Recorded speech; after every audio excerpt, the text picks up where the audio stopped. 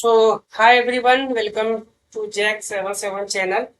सो आज अपन लोग देखेंगे एप्लीकेशन बॉस। तीन प्रॉब्लम इससे आते हैं मेजरली जैक बोर्ड में। सबसे पहला स्पेयर की वजह से 3 पॉइंट पे लगा इलेक्ट्रिक फील्ड क्या होगा वो लॉन्ग वायर के वजह से, और थर्ड नंबर सीट के वजह से। सबसे पहले इसको समझते हैं, इसको लॉन्ग सीट क्यों बोल रहे हैं।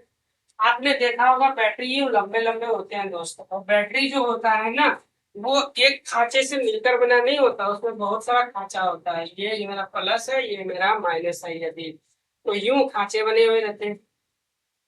और इसके ऊपर में नीब रखा हुआ रहता है ढक्कन, जहां से आप केमिकल डालते हैं, यानी H2O डालते हैं। प्लस में साल्ट क्या रहता है, वाटर प्लस साल्ट। ये नॉर्मल वाटर नहीं रहता है जिसमें पानी, साल्ट वाला वाटर को डालते हैं। साल्ट वाला वाटर क्यों डालते हैं ये भी जान लो, इलेक्ट्रोकेमिस्ट्री में वैसे भी आप सीखिएगा। क्योंकि NaCl क्या होता है, आपका आराम से टूट जाता है N+ में, और क्या चीज में, Cl में। एक खास जानकारी और दे देता हूँ, केमिस्ट्री में बताऊंगा मैं आपको दोबारा से। जो आसानी से टूट के ब्रेक हो जाते हैं आयन में, उसी push push push push push solution को हम लोग बोलते हैं इलेक्ट्रोलाइट सॉल्यूशन। तो इस सॉल्यूट से जो आपका सॉल्यूशन बनेगा वाटर में मिलाने के बाद, ये H2O, ये तो सॉल्यूट हो गया, ये आपका सॉल्वेंट हो गया। तो दोनों को मिला देंगे तो सॉल्यूशन बनेगा। तो जो सॉल्यूशन बनेगा वो इस प्रवृत्ति का होगा, क्योंकि ये आपका N+NCl- आयन में ब्रेक हो जाएगा, तो इसको हम लोग इलेक्ट्रोलाइट सॉल्यूशन बोलेंगे। और बैटरी में हम लोग इलेक्ट्रोलाइट सॉल्यूशन को डालते हैं, क्योंकि मुझे जरूरत है ये टूटे N+, यानी आयन में टूटेगा तभी तो आयन मूव करेगा, और आयन मूव करेगा तो हम लोग का करंट बनेगा। ऐसा सॉल्यूशन को हम इसमें क्यों डालें जो ब्रेक ही नहीं होगा, तो मेरा काम का नहीं, बैटरी धरा का धरा रहेगा, चार्ज होगा ही नहीं। ये बेसिक जानकारी जो केमिस्ट्री का था आपको यहाँ बता दिया। बोर तो नहीं हो गए ना। खैर, हमारा काम का क्या, काम का ये चीज है फिजिक्स में कि ये जो हम लोग का कमाल का बैटरी है, ये बैटरी शायद कुछ इस तरह होता है। देखो, इसको यदि मैं मिटा दूं यहाँ से, तो यूं देखा आपने। तो ये जो ढक्कन है, ये ढक्कन को मैं ये ऐसे नहीं बनाऊंगा, नहीं तो फिर चलेगा। ये ठीक है, ये हो गया। यहाँ पे आपका प्लस ऐसे बना देता हूँ। ये प्लस, ये डिजाइन है, टाइम वेस्ट नहीं करना, आज के काम पे ये था। चलो कंप्लीट करके ये बैटरी में। तो कमाल की बात है, एक सीट दिख रहा होगा, ये दिख रहा है आपको, ये सीट, ये रेक्टेंगुलर फॉर्म में है सीट।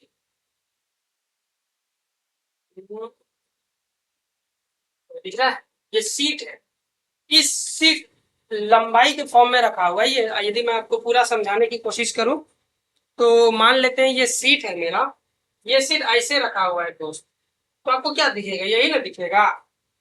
वो पूरा ऐसे है ना, ऐसे है, तो आपको कैसे दिखेगा, ऐसे ही दिखेगा, यही दिखेगा आपको। दिख रहा है ना। मैं ये अपना डिस्प्ले पे देख रहा हूँ ताकि प्रॉपर वे में दिख रहा है कि नहीं, वो आई आप ही के साथ आई कॉन्टेक्ट। चलो ये हो गया।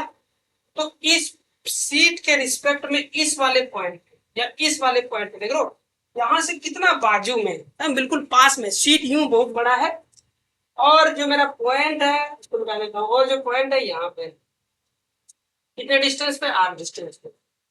ठीक है, तो R डिस्टेंस सीट के वजह से इलेक्ट्रिक फील्ड कितना होगा।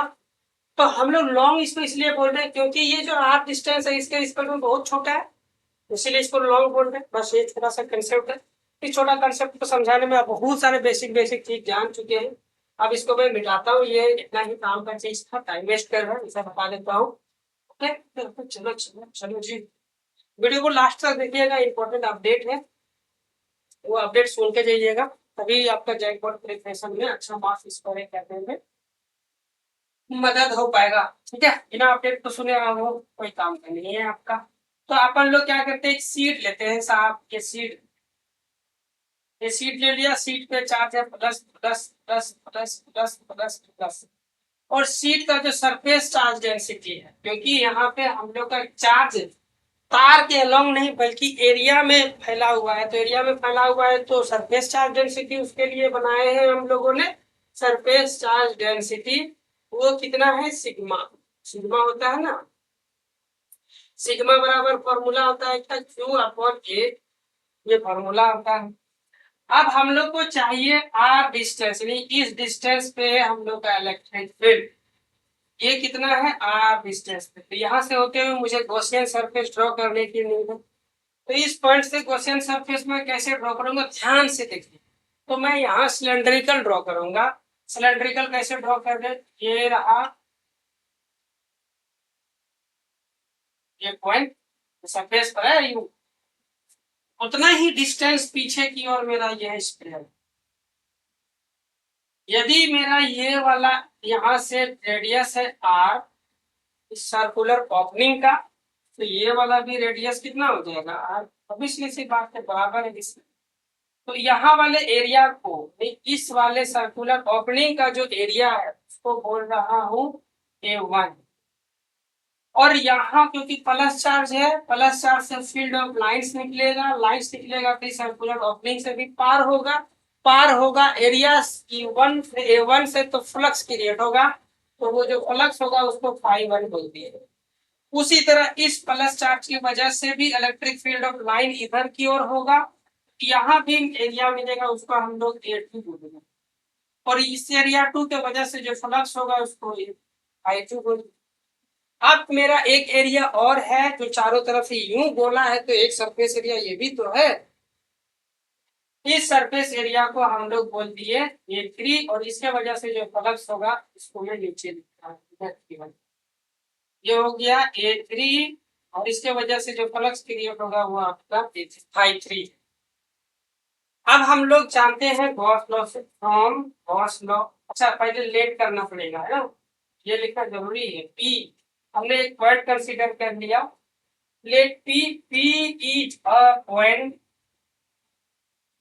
वेयर we want, ठीक है ना, we want to find electric field, जहाँ पे हम लोग को इलेक्ट्रिक फील्ड पता करना है at R distance, at distance, R distance.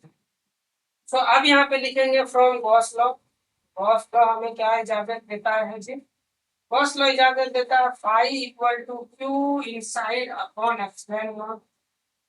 अब क्योंकि फाई यहाँ मेरा एक थोड़े सरफेस एरिया तीन तीन गो है, तो तीन गो फाई मिलेगा, क्योंकि स्केलर क्वांटिटी है तो आसानी से तीनों फाई को जोड़ दूंगा। तो यहाँ पे लिखूंगा phi net equal to Q inside. अब जरा ध्यान से देखिए, क्यू इनसाइड कौन सा, जो गॉसियन सरफेस अपने अंदर इनसाइड करके रखा है वो वाला। तो इस गॉसियन सरफेस के अंदर कौन सा एरिया है, केवल यही वाला एरिया है। तो ये कितना एरिया होगा, जितना सर्कुलर का ओपनिंग होगा। अरे कोई यदि गोला पाइप इस तरह से जा रहा है और ये मेरा सीट यूं खड़ा है, तो वो सरफेस जो है वो कितना एरिया को घेर के रखा होगा, जितना इसका बड़ा गोला होगा पाइप का, और पाइप का ओपनिंग सर्कुलर है, तो यहाँ जितना सर्कुलर ओपनिंग है उतना ही ओपनिंग यहाँ भी होगा। क्या ख्याल है। और यही चार्ज क्या किया होगा, इस गॉसियन सरफेस के द्वारा इनक्लोज्ड किया गया है, मतलब उसके अंदर घेर के रखा गया है। तो इसका एरिया कितना होगा भाई, ये एरिया आपको मान लेते हैं ए, क्या है ए है। वो अलग बात है कि ये सर्कुलर ओपनिंग का भी रेडियस आर है, इस सर्कुलर ओपनिंग का भी रेडियस मेरा कैपिटल आर, इसका भी कैपिटल, तो सभी रेडियस का मान कैपिटल आर बराबर है, तो सर्कुलर ओपनिंग भी बराबर होगा। सर्कुलर ओपनिंग बराबर है तो सर्कुलर का एरिया भी बराबर होगा, ठीक है। अच्छा आगे चलते, तो यदि मुझे एरिया टोटल चार्ज कितना हो जाएगा, Q अपॉन ए को उधर भेजेंगे, सिग्मा का मान क्वेश्चन वाला देगा, तो एरिया हम लोग यहाँ से निकालेंगे। टोटल चार्ज इनसाइड बराबर sigma into A upon epsilon naught. Phi naught, तो तीनों फ्लक्स को जोड़ेंगे, तो ये φ1 प्लस में φ2 प्लस में φ3, कोई दिक्कत।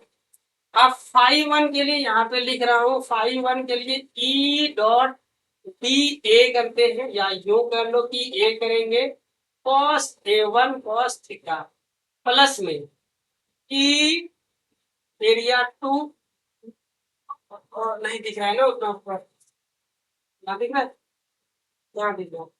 φ1 के लिए हम लोग लिख रहे हैं, फॉर्मूला होता है फ्लक्स का फॉर्मूला होता है ई ए cos थीटा लेकिन यहाँ तो I1 है के लिए एरिया 1 लेंगे।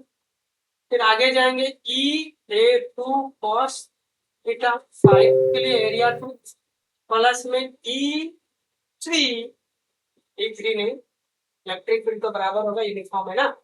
ये क्या होगा, cos थीटा इक्वल टू आपका sigma into A upon epsilon. चलो जी, ये एरिया 1, ये हो गया E A।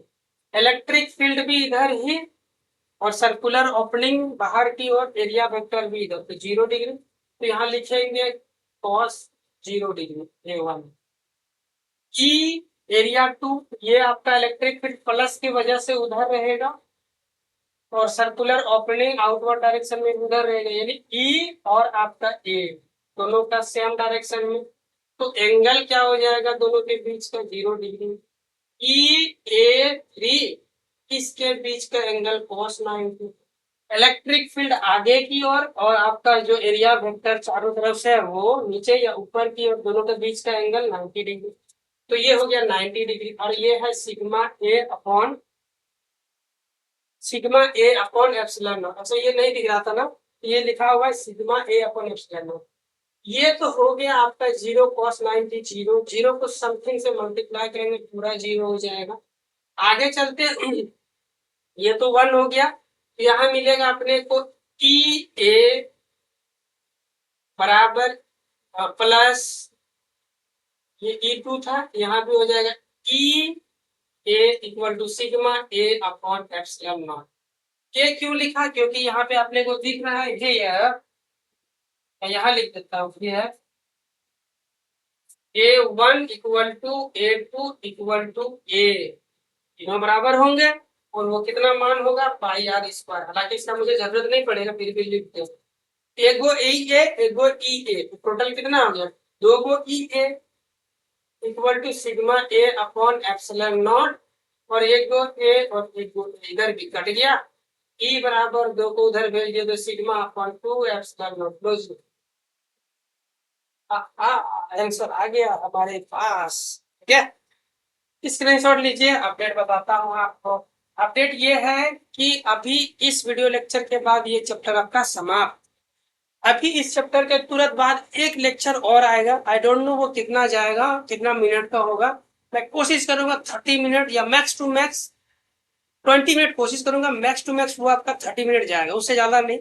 उस 20 से 30 मिनट में आपको मिलेगा एक समरी मतलब इसको बोलते हैं मैप माइंड का। माइंड मैप की चीजों को हम लोग कैसे याद रख सकते हैं, कौन कौन सा पॉइंट मेरा हाईलाइट है, उसी को याद रखना है, क्योंकि हम लोग चैप्टर 2 में मूव करने वाले हैं। तो चैप्टर 1 पे आपको टाइम इतना नहीं मिलेगा रिवीजन के, और दिमाग भी इस बात को बाकायदा समझने के लिए भी रेडी हो जाएगा, अरे यार मेरे को तो चैप्टर नंबर 1 आता है, मेरे को क्या करना है। बट गाइस ये आपको फॉलो मिस्टेक नहीं करना है। दिमाग बोलेगा ये तो जानता हूँ, लेकिन आपको रिवीजन करना है। और रिवीजन कैसे करोगे, जब आपका माइंड मैप रहेगा तब ना। अच्छा पहले ये पढ़ा, फिर ये पढ़ा, फिर ये ऐसा यूं हो रहा है क्योंकि हमने पहले यूं पढ़ा था, इससे मिलके ये आया। इस तरह से जब आप रिलेट करके पढ़ोगे तो ये चैप्टर आसानी से एग्जाम तक आपके दिमाग में बना रहेगा और एग्जाम में आप अच्छा स्कोर कर सकते हो, ठीक है। यही अपडेट था, कोई बड़ा अपडेट नहीं है। तो नेक्स्ट वीडियो को भी आपको देखना पड़ेगा, उसके लिए चैनल पे जो सब्सक्राइब किए हैं उसको दिल से थैंक यू सो मच। जो नए मेहमान उनसे रिक्वेस्ट है सब्सक्राइब करो यार, ठीक है। थैंक यू सो मच, मिलता हूँ नेक्स्ट वीडियो में। स्क्रीनशॉट ले लिया आपने, चलो जी और थैंक यू।